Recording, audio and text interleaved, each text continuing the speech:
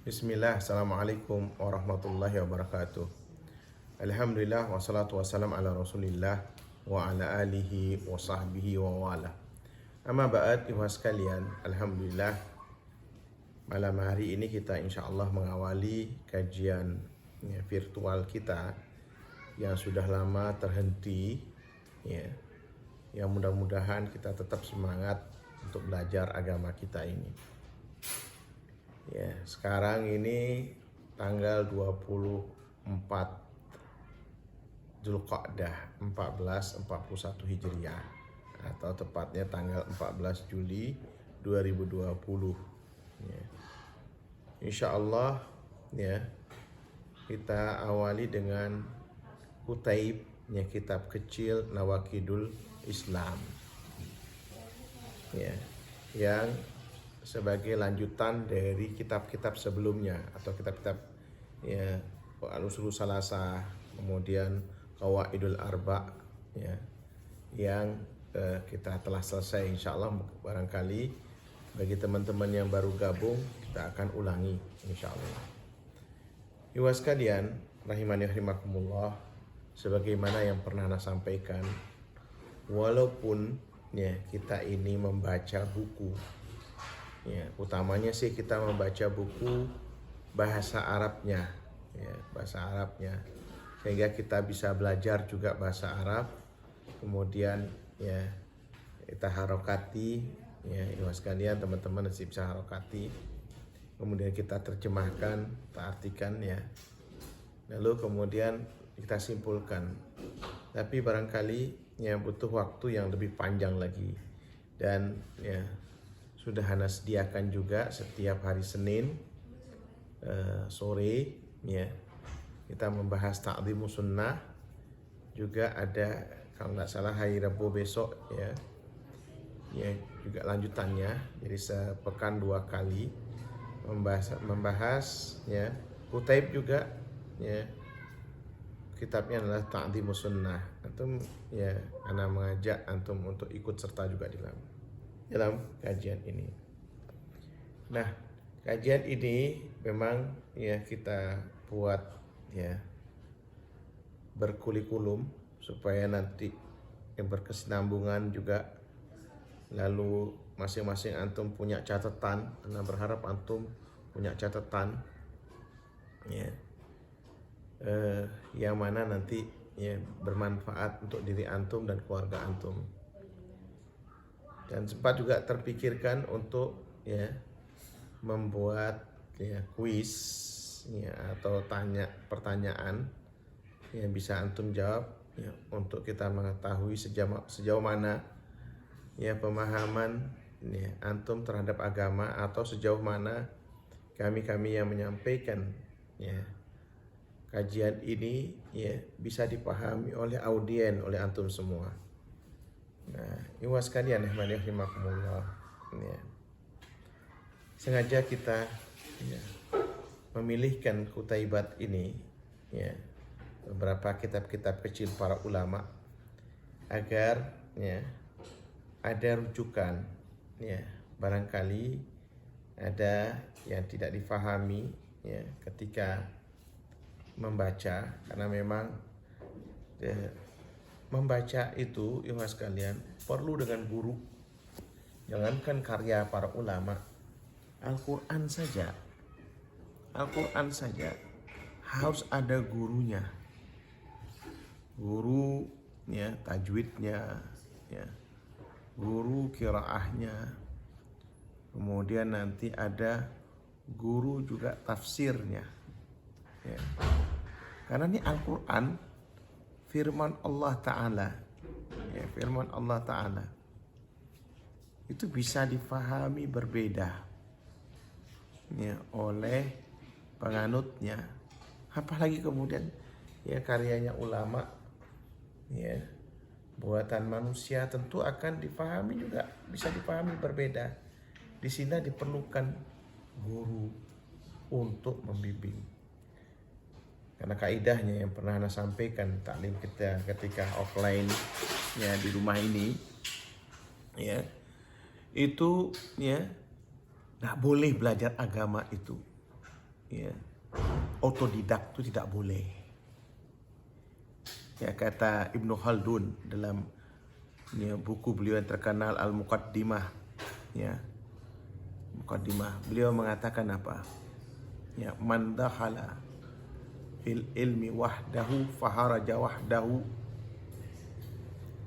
Barang siapa yang belajar ilmu agama itu secara otodidak, maka dia akan keluar pemahamannya juga secara yang tersendiri, menyalahi mayoritas para ulama. Maka dalam agama, belajar agama, ibu sekalian, tidak boleh otodidak, dia akan memahami sendiri. Oleh karena itu, ya, di sini kita ingin membiasakan belajar agama itu dengan adanya guru. Imam Al-Hasan Al-Basri, beliau bukan Imam Hasan Al-Basri, Muhammad Ibnu Sirin, beliau mengatakan, inna hadzal ilma dinun fanduru amman ta'hudu dinakum. Itu belajar agama dengan melalui para ulama, guru-guru itu adalah bagian daripada agama. Oleh sebab itu, lihatlah dari siapa kalian belajar agama ini, dari siapa kalian menimba ilmu. Bukan tidak mau tuh harus ada ini. Tidak boleh kita belajar agama dari orang yang tidak jelas latar belakangnya, dari para ilmuwan lain yang bukan ahli atau kredibel di dalam bidang lainnya. Nggak boleh kita belajar agama, harus orang yang paham agama. Nah, ini juga. Jadi inilah pentingnya kita, insya Allah, tetap kajian secara virtual. Dan mohon ibu sekalian, di grup ini ada 121 orang. 121 orang sekarang ini. Mungkin bertambah, karena sekarang anak sebarkan secara online untuk gabung di grup ini. Dulu ada 80-an orang, tapi yang hadir hanya seperempat orang. Kalau dulu anak memakluminya, antum barangkali ada kesibukan untuk datang ke rumah atau ke tempat taklim. Kalau sekarang ini apa alasannya yang harus dibuat? Antum cuma ingin sediakan waktu 1 jam saja untuk kita bertatap muka, untuk kita memaksa diri kita untuk inzibat, disiplin belajar untuk diri kita ini. Ini tidak ada alasan lain untuk itu. Kita harus belajar di sini. Dan anak pun juga punya kesibukan sama dengan antum. Punya kesibukan. Saat ini anak ada undangan dan harus ada diri. Oleh karena itu anak siapkan rekaman ini supaya kita mengambil manfaat ini. Kemudian iwaskan itu diantaranya. Lalu yang berikutnya yang perlu anak sampaikan saat ini juga, yaitu kita barangkali yang baru-baru gabung ini, ahlan wa sahlan, dan katakan kepada antum, selamat datang. Mudah-mudahan antum bisa istiqomah dan banyak mengambil manfaat dari kajian kita ini. Kajian kita ini namanya Fathul Bali, kita berupaya untuk membuka hati kita untuk belajar agama ini, untuk belajar agama. Wah sekalian, mungkin ada beberapa pertanyaan seputar tentang buku atau karya yang atau pengarang dari ulama ini. Dan ini untuk mungkin sudah ada yang membacanya, itu ada di muqaddimahnya. Yaitu beliau ini adalah Syekh Muhammad bin Abdul Wahhab At-Tamimi rahimahullah, ulama yang lahir di abad kedua Hijriah 1115 Hijriah, wafat di abad ke-11 Hijriah ke-12 Hijriah, wafat di abad ke-13 Hijriah, yaitu beliau wafat di tahun 1206 Hijriah. Nah, beliau ini ulama yang sangat berpengaruh, mempunyai banyak murid bahkan dari kalangan pejabat. Ikhwas sekalian rahimani rahimakumullah, barangkali yang sebagian antum yang baru gabung ini mendengar isu tentang Wahabi, ya. Wahabi ini, ikhwas sekalian, ada memang kesamaan nama yang Syekh Al-Lahmi, ya, Syekh Al-Lahmi ini beliau adalah ulama besar, ya, di abad ke-5 Hijriah, 400-an sekian. Itu menyebutkan kesesatan Abdul Wahab bin Abdurrahman Rustum yang lahir di abad ke-3 Hijriah, yaitu di 211 Hijriah. Ya, dia ini memang penyebar aliran sesat Ibadiyah Khawarij. Dan ya, dia ini disesatkan oleh ulama-ulama setelahnya. Karena paham Khawarij ini, ikhwas sekalian, memang paham yang menyimpang, ya.